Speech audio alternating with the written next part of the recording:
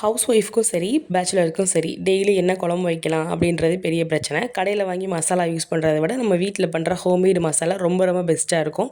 இதை யூஸ் பண்ணி நம்ம எல்லா வகையான குழம்பு வெரைட்டிஸும் நம்ம பண்ணலாம். இதில் நம்ம என்னென்ன பண்ணுறோம் அப்படின்றத பார்க்கலாம். ஃபஸ்ட்டு மஞ்சளை ஹீட் பண்ணி எடுத்திருக்கேன். அடுத்து மல்லியை வந்து வறுத்து எடுத்திருக்கோம்.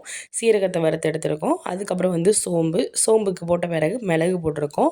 அதுக்கப்புறம் வந்து துவரம் பருப்பு, கடலை பருப்பு இது 2மே போட்டிருக்கோம். கொஞ்சம் நல்ல ஸ்மெல் அரோமா நல்லாயிருக்கும்.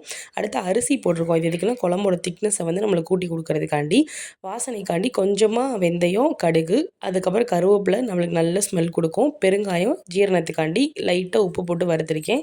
அதுக்கப்புறம் இதோட நம்ம காய வச்ச மிளகாயையும் சேர்த்து மிஷினில் கொடுத்து நல்ல ஒரு ஃபைன் பவுடராக எடுத்துக்கிறோம். இதில் சாம்பார், புளிக்குழம்பு, குருமா, மீன் குழம்பு, கறி குழம்பு, உருளைக்கிழங்கு வறுவல், மீன் வறுவல் எல்லாமே பண்ணலாம். இந்த ஒரு மசாலா வச்சு உங்களுக்கு தேவையான எல்லாத்தையுமே பண்ணி உங்கள் சமையலும் நீங்கள் வந்து மணக்க வைங்க, ருசிக்க வைங்க. டீட்டெயில்ஸ் வேணும்னா கண்டிப்பாக வாட்ஸ்அப் பண்ணுங்கள்.